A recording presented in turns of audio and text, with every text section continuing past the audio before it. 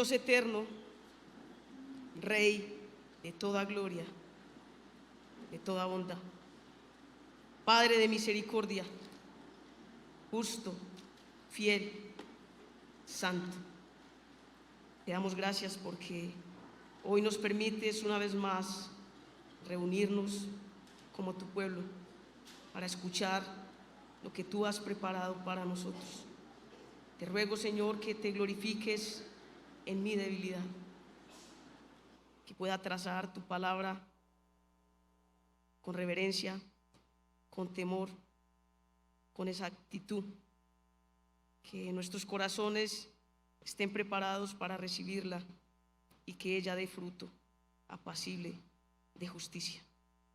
Y te lo pido en el maravilloso nombre de Cristo Jesús.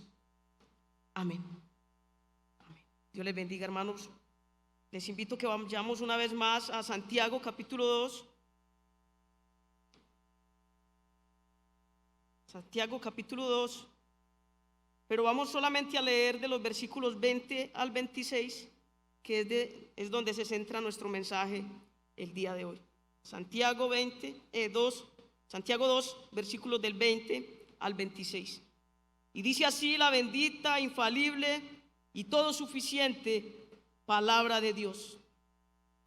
Mas ¿quieres saber tú, hombre vano, que la fe sin obras es muerta?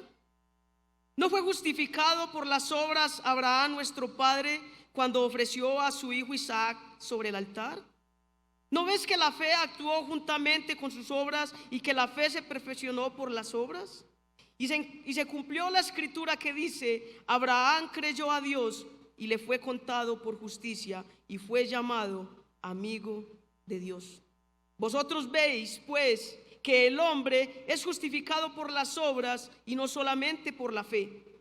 Asimismo, también Rahab la ramera no fue justificada por obras cuando recibió a los mensajeros y los envió por otro camino. Porque como el cuerpo sin espíritu está muerto, así también la fe sin obras está muerta. Hasta ahí la palabra del Señor. Creo que la mayoría de los creyentes saben que el autor de esta carta es Santiago, el hermano medio de Jesús. Esta carta fue escrita a los creyentes que se hallaban en la dispersión, quienes tuvieron que enfrentar diversas pruebas. Vemos que la carta en todo su recorrido habla con certeza de cómo el creyente enfrentará diversas pruebas y dificultades y muestra cuál debe ser la actitud del creyente frente a ellas, o mejor, cuál es la reacción que Dios espera de nosotros. Y es que la prueba debe producir gozo, la prueba debe cumplir un propósito y es darnos sabiduría y por ende llevarnos a la madurez. También debe llevarnos al contentamiento cristiano y a procurar la obediencia. Y con este corto panorama del contexto de nuestro pasaje, quiero llevarlos también a pensar en unos aspectos más de la carta. Como les decía, Santiago era el hermano medio de Jesús. Si Santiago era el hermano de Jesús, lo natural es que ellos hayan crecido juntos, como nos dice Lucas 2:52, que Jesús crecía en estatura y en sabiduría y en gracia para con Dios y con los hombres. Así que podemos afirmar que Santiago estuvo expuesto por un lado a la sabiduría de los proverbios y por otro lado estuvo expuesto a la sabiduría de su hermano mayor.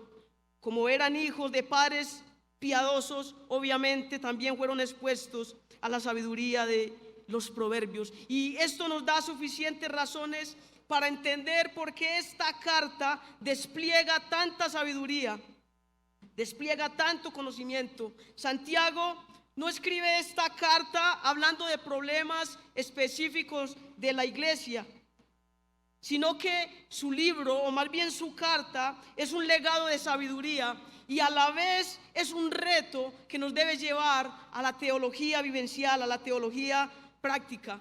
Jacobo o Santiago en su carta hace alusión a las bienaventuranzas de Jesús y también hace alusión a la sabiduría de los proverbios. En su carta hallamos discursos breves, pero son discursos sabios y son discursos retadores. Está lleno también de metáforas y también está lleno de hechos históricos que los judíos bien conocían, y ese es el caso de lo que estudiaremos el día de hoy. Pues veremos que las obras se evidencian y se demuestran en actos de obediencia. Y Santiago trae una pregunta que usa como plataforma a su argumentación en defensa de lo que es la verdadera fe. Y luego trae a colación dos pasajes del Antiguo Testamento con ejemplos históricos. En primer lugar, habla del ejemplo de Abraham y el sacrificio de Isaac. Y en segundo lugar, habla de Rahab y el riesgo que ella tomó. Así que nuestro mensaje, como les dije, se centra en los versículos 20 al 26 y vamos a desarrollarlo en 3 puntos. En primer lugar, vamos a ver la argumentación de Santiago. En segundo lugar, vamos a ver el ejemplo de Abraham. Y en tercer lugar, vamos a ver el ejemplo de Rahab. Vamos a ver pues nuestro primer punto, la argumentación. El versículo 20 inicia a manera de pregunta con una declaración bastante fuerte. Santiago tiene en mente a un opositor imaginario y lo persuade diciendo: mas quieres saber, hombre vano, que la fe sin obras es muerta. ¿Quieres que te demuestre que si tú estás pensando de esta manera estás en un grave error? Esa forma que Santiago usa aquí para persuadir está mostrándole a sus oyentes la grande brecha y el enorme abismo que existe entre lo que profesamos creer y entre lo que hacemos realmente. Y quiero ilustrarlo con una metáfora que escuché alguna vez a un predicador. Él dijo que existía una ciudad que se llamaba Patolandia, que un domingo en la mañana el predicador Pato llegó como de costumbre a la iglesia. Todos los patos llegaron caminando como de costumbre. El pastor Pato abrió su Biblia y leyó: patos, ustedes tienen alas como las águilas, y al igual que las águilas, ustedes pueden volar, pueden remontarse a las alturas, usen sus alas. Dicen que el mensaje de ese día fue un mensaje genial, fue un mensaje alentador, fue un pasaje con promesas maravillosas, y que a la exposición del pasaje todos los patos asintieron diciendo cuá, cuá. En nuestro lenguaje, amén, amén. Al finalizar, todos los patos se fueron caminando a su casa. Esto nos muestra la realidad de la iglesia en los días de hoy. ¿Cuántas veces hacemos nosotros lo mismo? Aquí vemos el peligro de ser oidores y no hacedores de la palabra, como dice Santiago más atrás en el capítulo 1, versículos 22 y 23. Vayamos allí. Santiago 1, versículos 22 y 23. Dice: pero sea hacedores de la palabra y no tan solamente oidores, engañándoos a vosotros mismos, porque si alguno es oidor de la palabra, pero no hacedor de ella, este es semejante al hombre que se considera en un espejo su rostro natural, porque se considera a sí mismo y se va y luego olvida cómo era. Es frecuente en la historia de la iglesia que esto ocurra.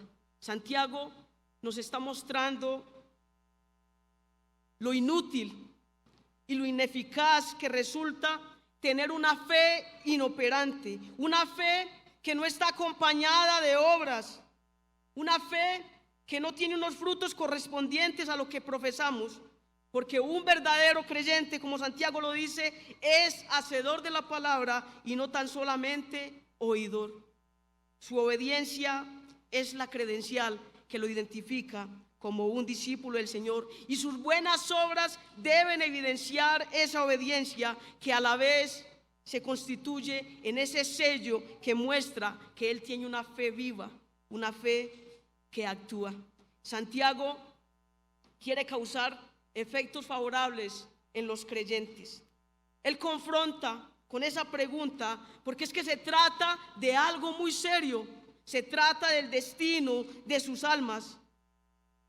Y él les dice: hombre vano. Cuando él dice hombre vano, es como si estuviese lanzando una flecha que va directo al corazón. Y con esto les está diciendo: ustedes quieren saber si en realidad están en fe. Y hermanos, nosotros hoy debemos clamar a Dios y pedirle que nos haga saber, que nos permita entender y que nos muestre si nosotros realmente estamos caminando en fe. Es una evaluación que el creyente constantemente se debe hacer. Esto nos debe llevar a pensar si nosotros en realidad estamos en fe o solamente estamos buscando justificar nuestra falta de frutos, nuestra esterilidad en obras, porque a la hora de buscar excusas somos muy buenos. Muchos no quieren ir al médico por miedo a que les encuentren algo, pero sin embargo eso es lo que a menudo ha salvado muchas vidas. Y en la vida espiritual no es diferente. Constantemente tenemos que estarnos haciendo el autoexamen, tenemos que estarnos autopredicando, tenemos que estarnos preguntando si en realidad estamos en fe. En la vida espiritual debemos estar dispuestos al examen para el bien de nuestra alma.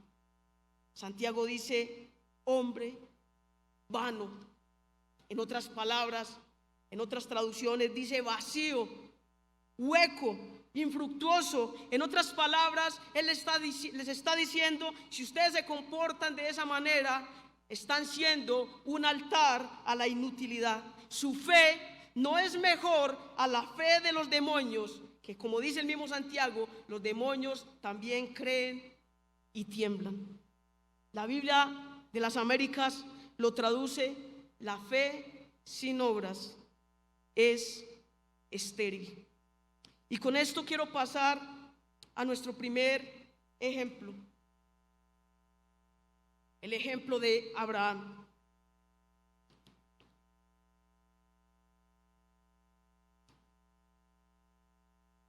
Santiago apela al Antiguo Testamento. Recuerden que la carta fue escrita a judíos en la dispersión, aunque también había allí gentiles convertidos al cristianismo, pero principalmente eran judíos. Y para los judíos esto era muy importante porque ellos se identificaban con Abraham como el padre de la fe. Abraham, recuerden que es llamado el padre de la fe. Vayamos a Génesis 22, versículo 23, donde nos habla del linaje de Abraham. Génesis 22, 23 dice: y Betuel fue el padre de Rebeca. Estos son los 8 hijos que dio a luz Milca de Nacor, hermano de Abraham. Santiago, en el versículo 23 del texto que estamos estudiando hoy, cita a Génesis 15, versículo 6, donde dice: y creyó a Jehová y le fue contado por justicia. Y una buena pregunta que podríamos hacernos es: ¿por qué Abraham hizo lo que hizo? ¿Por qué Abraham estuvo dispuesto a sacrificar a su hijo? Y el mismo texto de una manera clara nos responde: simplemente porque creyó a Jehová. Santiago está relacionando la fe de Abraham al evento del sacrificio de su hijo Isaac.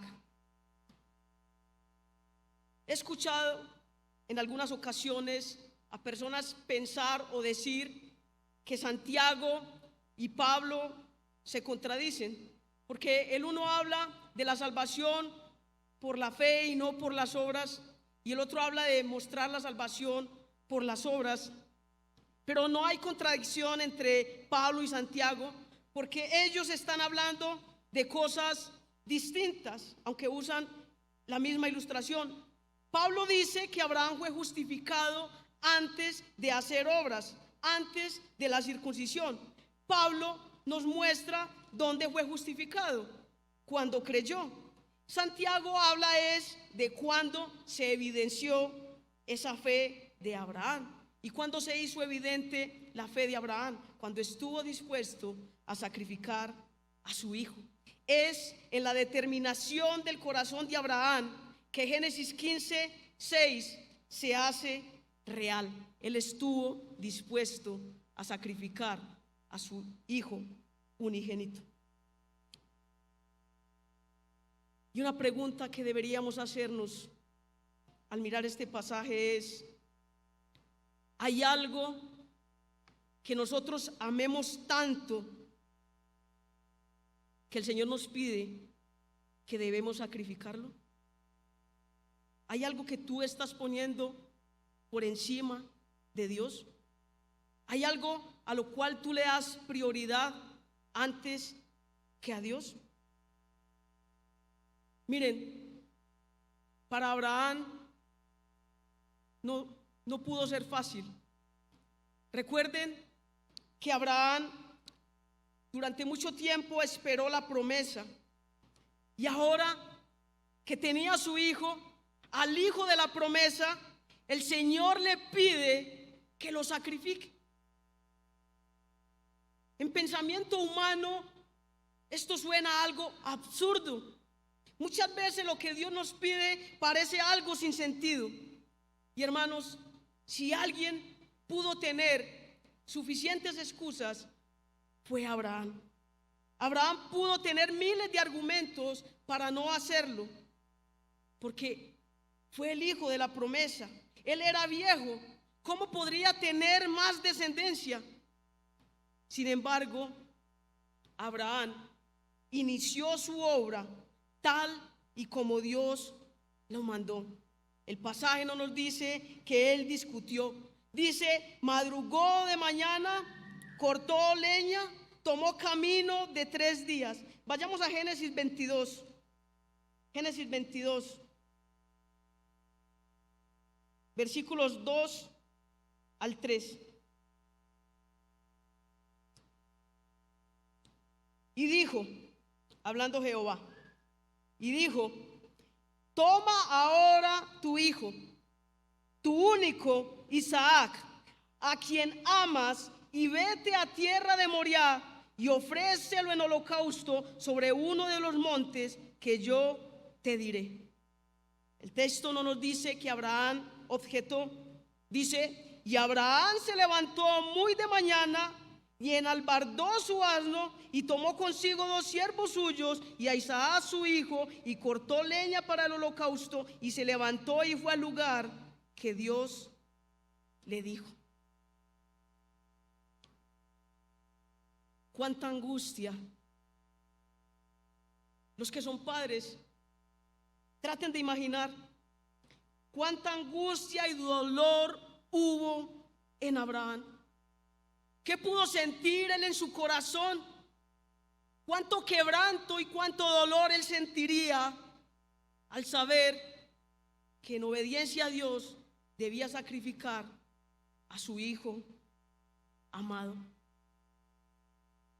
Pero esto, su dolor, sus sentimientos, sus emociones, nunca lo llevaron a salirse del marco de la obediencia a Dios, porque para él era primero Dios que aún su propio hijo. Y esto me hace pensar en Cristo. Cristo, a pesar de su angustia, a pesar de su dolor, a pesar de su miedo, jamás desobedeció a su Padre. El mayor deleite de Cristo fue a hacer la voluntad del Padre que lo envió. Abraham no sabía cómo, pero él creyó que volvería con su hijo. Génesis 22, versículo 5, nos dice esto. Entonces dijo Abraham a sus siervos: esperad aquí con el asno, y yo y el muchacho iremos hasta allí y adoraremos y volveremos a vosotros. Noten las palabras de este hombre: y yo y el muchacho iremos hasta allí y adoraremos. Se parece mucho a nosotros, ¿verdad? Que en medio de un mínimo problema nos cuesta adorar a Dios.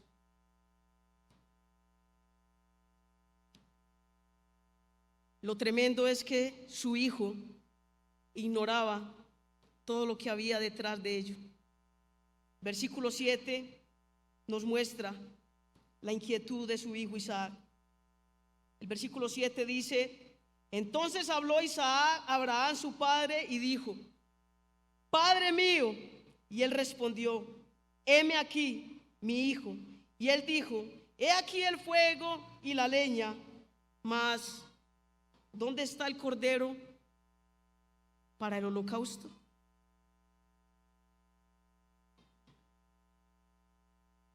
¿Pueden ustedes imaginarse la angustia de Abraham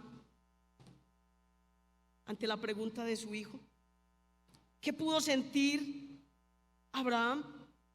¿Qué pudo haber en su corazón? Sin embargo, él hizo conforme a la petición de Dios. Solo hubo una cosa que pudo detener a Abraham. Solo la voz de Dios pudo detener a Abraham de lo que él había determinado hacer. Solo la voz de Dios pudo detenerlo, porque él en su corazón había determinado glorificar a su Dios.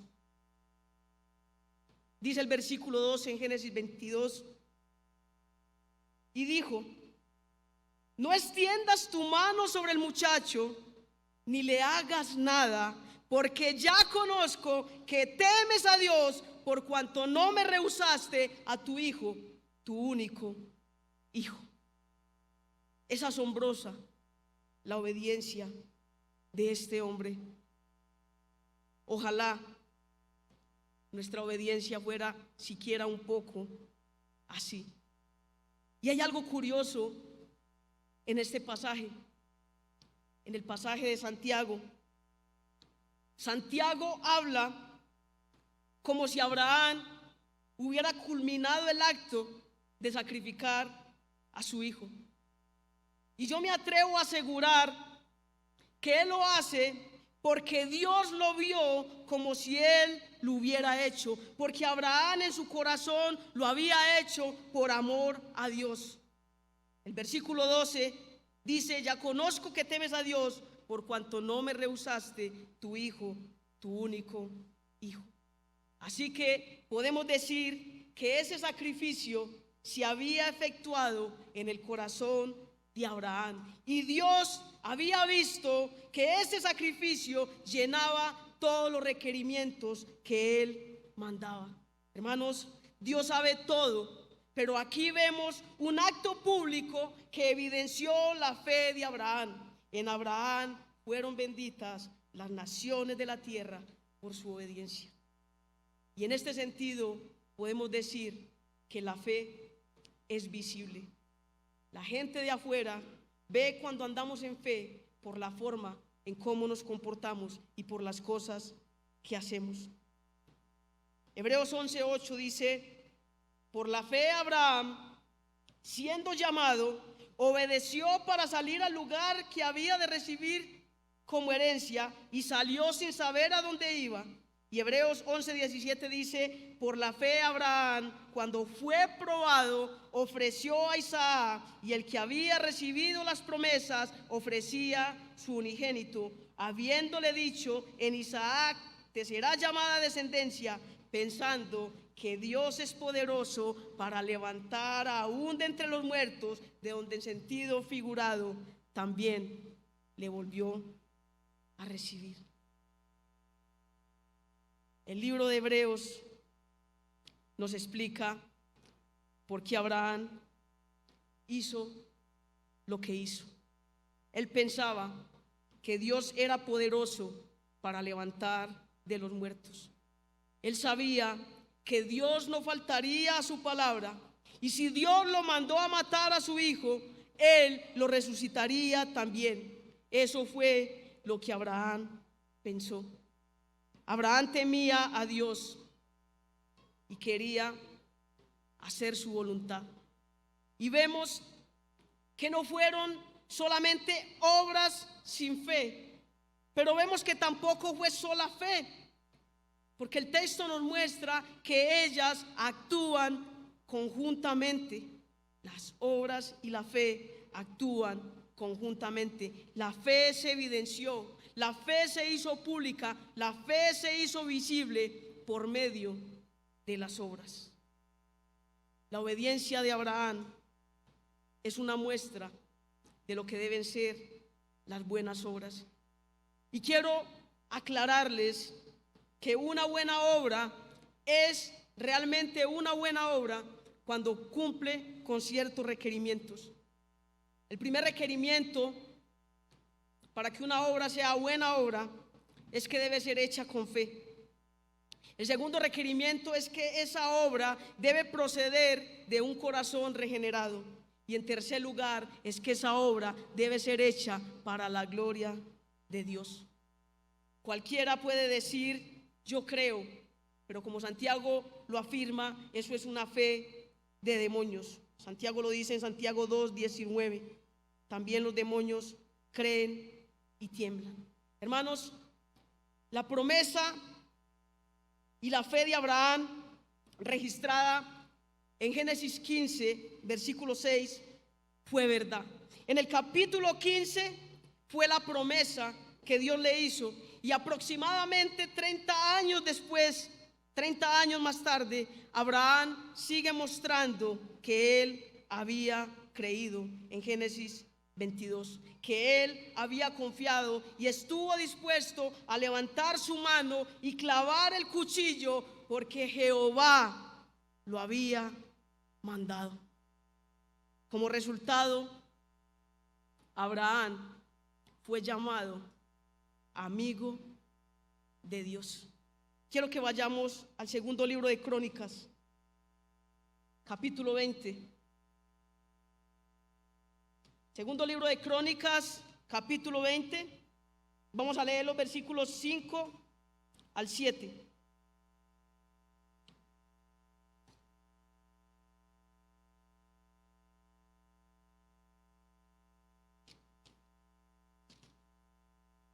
Segundo libro de Crónicas 20, del 5 al 7, dice así. Aquí está hablando el rey Josafat.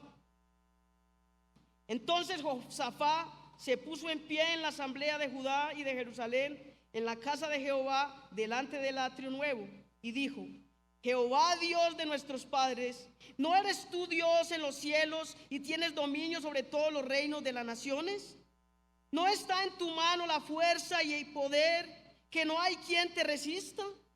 Dios nuestro, ¿no echaste tú los moradores de esta tierra delante de tu pueblo Israel y la diste a la descendencia de Abraham, tu amigo, para siempre? ¿No es maravilloso ver que Abraham fue llamado amigo de Dios? ¿No resulta esto algo muy admirable? Pero vayamos a Isaías 41, que es algo que resulta mucho más admirable. Aquí fue Josafat el que lo dijo. Isaías 41, versículo 8. Dice: pero tú, Israel, aquí está hablando Dios, pero tú, Israel, siervo mío eres tú. Jacob, a quien yo escogí descendencia de Abraham, mi amigo. Hermanos, nosotros podemos conocer a alguien importante y decir que lo conocemos o que es nuestro amigo, pero no es lo mismo que ese alguien importante diga que te conoce y que eres su amigo. Eso es mucho mayor, y eso es lo que Dios hizo de nosotros en Cristo Jesús, porque nosotros también podemos ser llamados así. Vayamos a Juan capítulo 15. Juan capítulo 15, versículo 13 y 14.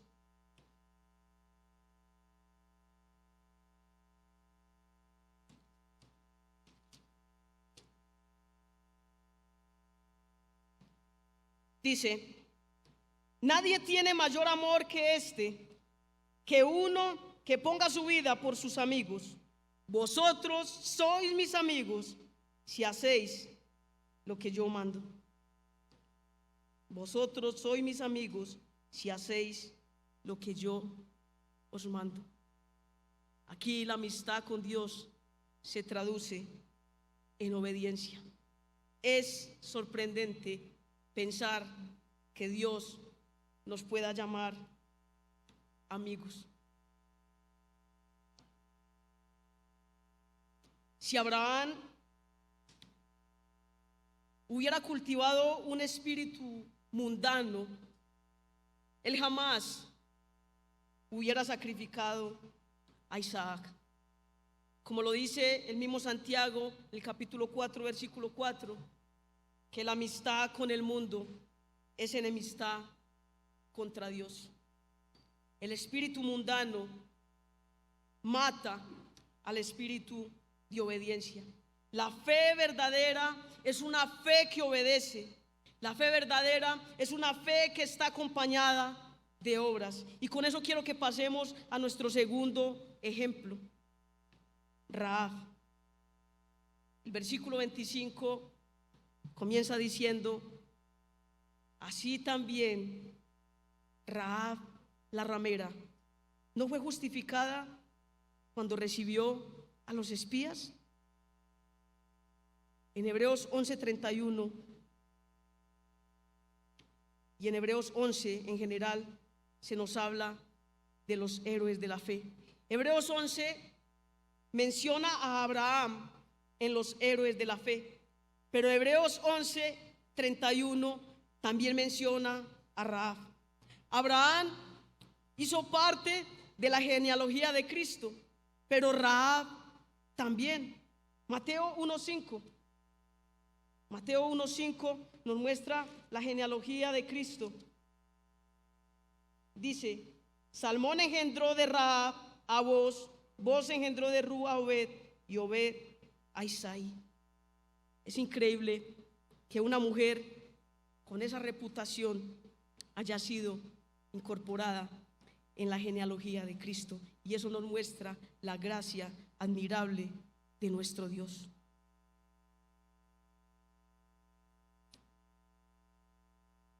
Con estos dos ejemplos, Santiago quiso confrontar a sus lectores y debe confrontarnos a nosotros hoy. Josué capítulo 2, versículos 9 y versículos 11 nos narran la historia de Rahab.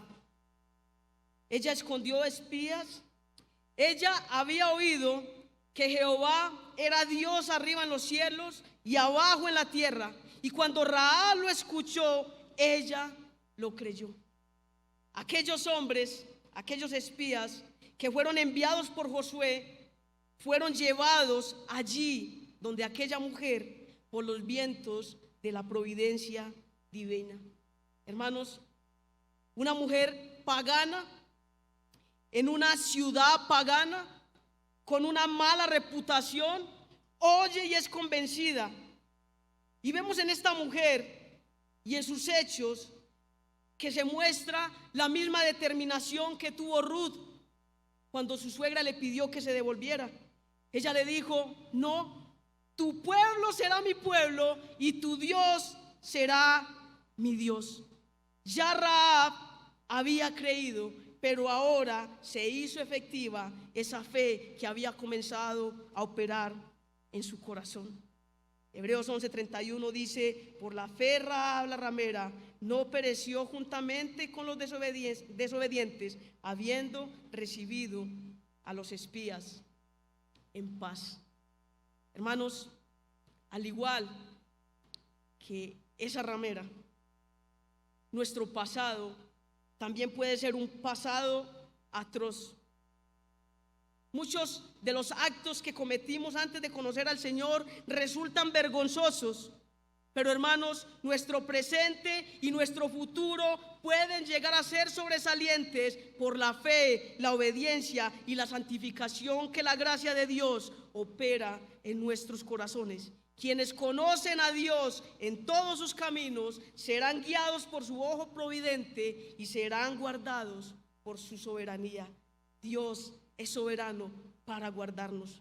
Aquí vemos en Rahab un despliegue de la gracia de Dios para una ramera.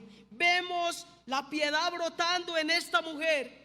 Quien es de Dios y se refugia en Dios está dispuesto a ofrecer refugio a otros. El pacto que Rahab hizo con los espías evidencia su fe, y a la vez la petición que ella les hace resulta bastante razonable.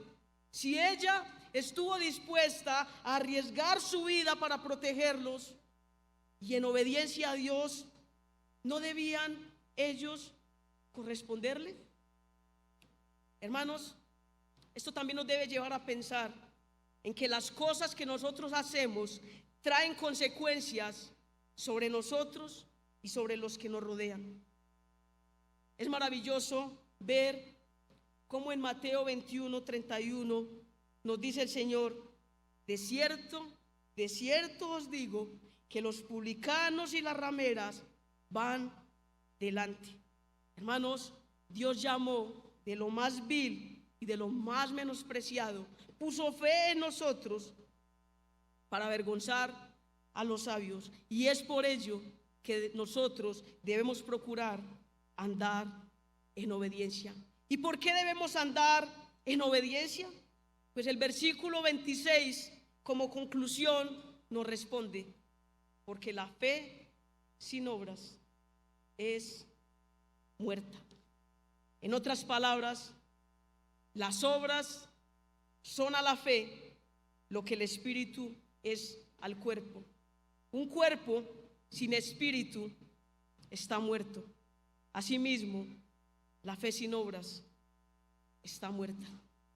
Vemos pues dos maravillosos ejemplos: un hombre, una mujer, un judío, una gentil, alguien muy conocido, un patriarca, una mujer desconocida de Jericó. Un ejemplo de alguien que hasta hoy se le recuerda por haber sido una ramera.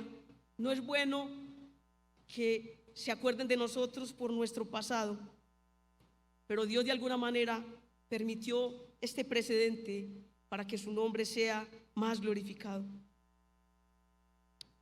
Así que, sin excepción alguna, todo aquel que cree en Jesús debe tener una fe viva, una fe que actúa, una fe que se comporta de manera correcta.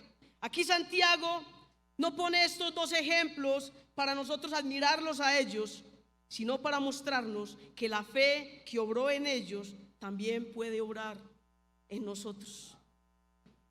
Es una muestra de lo que nosotros también podemos hacer por la fe. Hermanos, si Hebreos 11 es llamado el salón de los héroes de la fe, yo me atrevería a decir también que puede ser llamado también el salón de los héroes de la obediencia por las obras. Finalmente quiero dar unas palabras de aplicación.